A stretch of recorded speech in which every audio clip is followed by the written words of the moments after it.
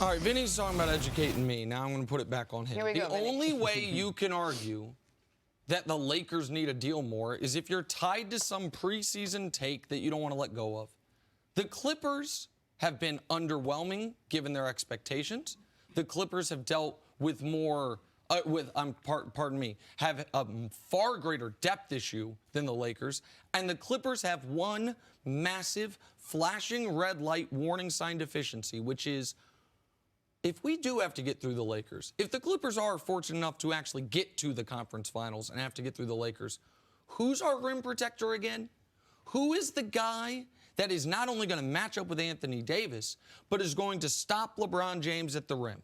Because there's not a perimeter defender in NBA history that we have seen actually stop LeBron in a playoff series. We have seen rim protectors, even not great ones such as Roy Hibbert, give him some trouble. The Clippers ain't got it. Clippers have two sensational two-way players, Kawhi and Paul George, and then a bunch of designated hitters. They got a bunch of guys who are great on one end of the court or the other, and their depth right now is highly problematic. The Lakers, meanwhile, have an 8-man rotation that, especially if they get Rondo out of it, that they are comfortable going to war with. And if they add, listen, could they use one extra ball handler? Sure. One extra shooter? Who couldn't? But the Clippers, if they don't make a move for a rim protector, they have a hard ceiling of the Western Conference Finals, and it might be a tick below that. Well, you're saying the Lakers could need another ball handler as if that's something minor. There you go again, sort of minimizing major flaws. Who needs one more? Who needs the Lakers? The Lakers do, and here's why. Because the name of the game in late May and early June is not can you shoot, but can you get your shot? And you cannot depend on LeBron in year 17 to get shots for everybody from the third. Why can't you? Because it's a recipe for disaster at this point. And he's having trouble finishing at the rim. He's having trouble getting to the foul line. The lowest rate, the lowest free throw percentage that he's had in some time now. He's not getting those calls. He's not getting the leverage physically because he's just not as quick as he used to be. He's playing efficient basketball right now. Nick, I'm not saying that he's not a top 5 MVP player, but what I'm saying is you're giving him too much of a load to create shots for everybody. If they could get a hold of like a Drew Holiday or someone of that ilk who can get his own shot and create shots for other guys, Drew Holiday would be a hell of an addition. Lessen the load on him, then that makes his job a lot easier as the season goes on. These games add up, and the way he's looking now, like emotionally, this is all taking a toll on him, and you cannot expect him to play at this high level for the rest of the season and then 3 months on top of that. I totally do expect him to do that because he's done that every year of his career. Except for last year when he popped his groin. Every year of his career, he's played his best, well, I should say every year since 2011. He has played his best basketball in the final 2 months of the season. But, okay, so I don't disagree that in a perfect world, the Lakers add another backcourt player. I agree with that. And people mention Derrick Rose. I don't love the Derrick Rose fit. I'd rather a guy with a more reliable shot than Derrick Rose, even though I'm rooting for Derrick. But can we talk about the Clippers side of things? Sure. Are you a little concerned about the things I mentioned? That right now they have 5 players they trust, they don't have a rim protector, and they've got a bunch of designated hitters. The rim protector, yes. But here's the part that comes again to it.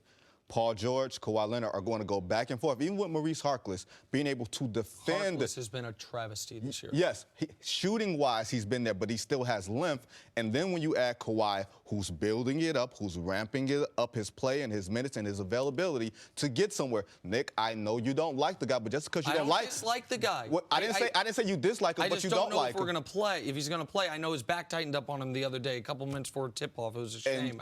And just because you don't like him, don't make it any less true. All right? But hold on. But your criticism of the Lakers is a guy who in year 15 played all 82 and then played his single greatest postseason, arguably of his career, including 2 7-game series in year 15. In year 17, when he is having another record-setting year, leading the league in assists, he might trail off.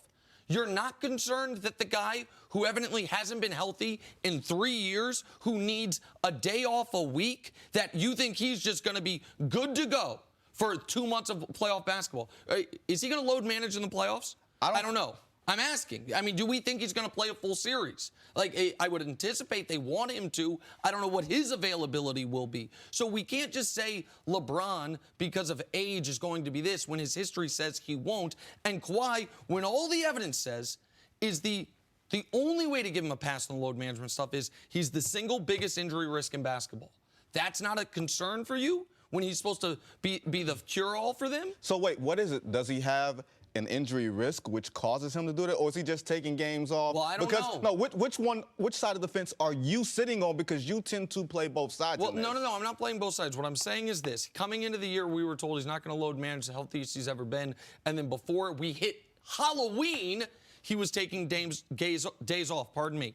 So it is door number one is he's just saying, I'm a part-timer. That is indefensible as a superstar. Door number two is a significant injury risk. If it's door number one, that would be why, if I didn't like him, I wouldn't. If it's door number two, the Clippers got a real problem come May. Well, they don't have a problem come June because they won't be there, but come at least early May when they'll still be playing basketball. Houston's allergic to June, not the Clippers. Don't worry about that. Wow. 100%. Absolutely, they can make a run. Where? Now, do they need help? I'll explain in just a moment. By the way, the team that should be trying to trade for Clint Capela is the Clippers, to speak to the earlier conversation. But I think there's a reason that it's to an Eastern Conference team, because the Rockets absolutely believe, as they should, they are one of the contenders in the West, one of the teams trying to catch up with the Lakers. And, man, I was at the Rockets-Lakers game a few weeks ago, a game that Anthony Davis did not play in, and the Lakers still found a way to win. And my biggest takeaway from that game, more than anything else, was, man, P.J. Tucker continues to be wildly underrated. P.J. Tucker, until he left the game briefly with a slight injury and momentum changed a bit, he was giving LeBron the blues more than any perimeter defender that I can remember in years. And when we talk about the best non-rim protecting defenders in the league, P.J. Tucker has to be at or at the very least near the very top of that list. Why do I bring him up? Because if you've got a guy who can hamper the other team's superstar, and if you can get James Harden from December combined with Russell Westbrook from January, as opposed to vice versa, that's a terrifying team. Now, do I think, are they the favorite? Are they my pick? No. But going into the year, I had them in the Western Conference Finals. And as I sit here today, because I think they will figure it out, those two guys, how to mesh together, especially because we're seeing Russ.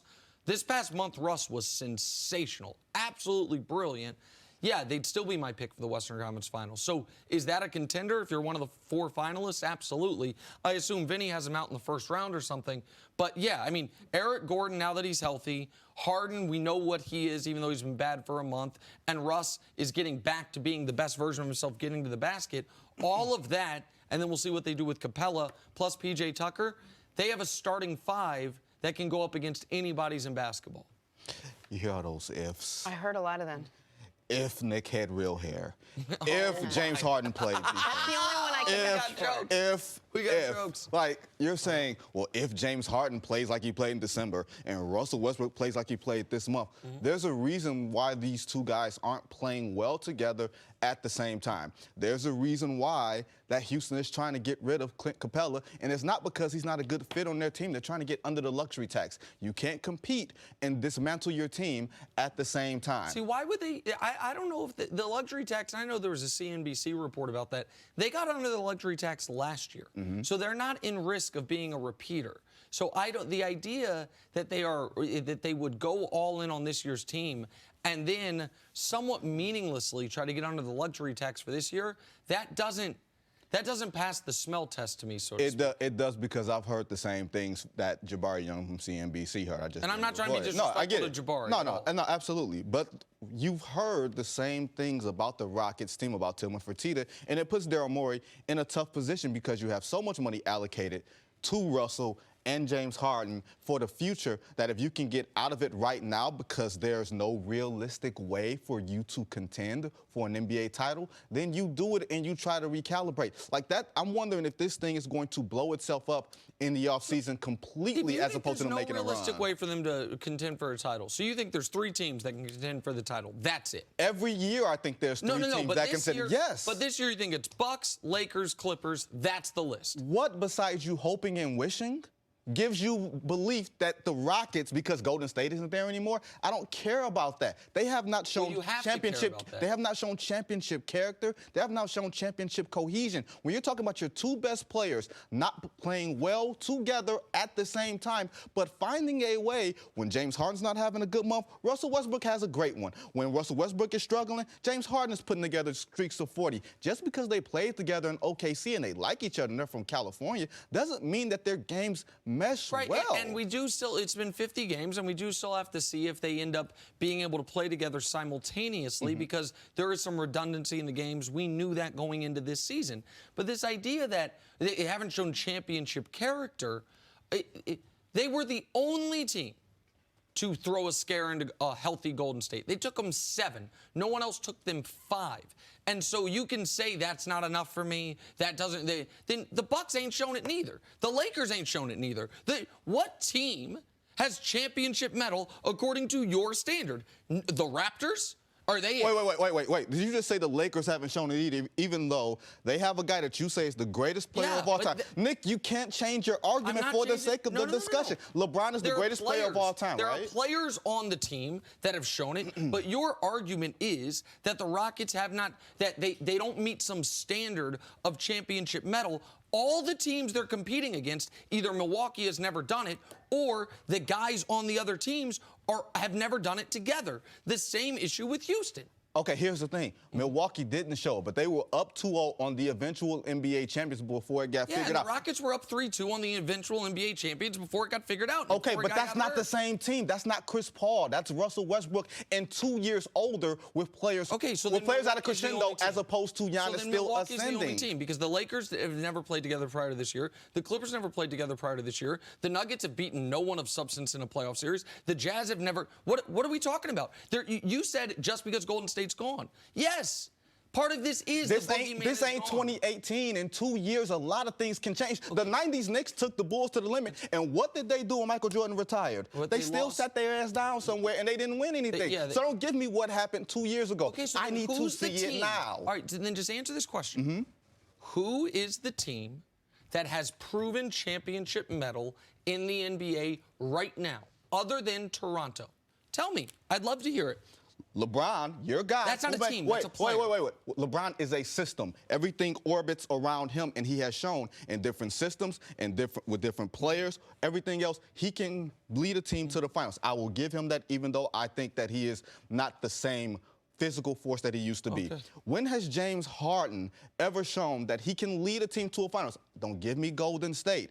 Sometimes you have to beat teams that are better than you if you're that season's MVP. Russell Westbrook has not been the same player that he was when he won the MVP in 2017. What have we seen besides Giannis? Absolutely right. Giannis has a lot more to prove, but he's shown that his game is ascending. Has James Harden shown you that his game is maturing? I don't know. He averaged 36 last year. He's averaging okay, 36 you're giving me raw numbers. Don't give me raw numbers. Give me game. It's different. Okay. So that was a whole lot of words to say I can't name a team with championship medal. Because by your own standard, you couldn't name a single team with championship medal. That's fine.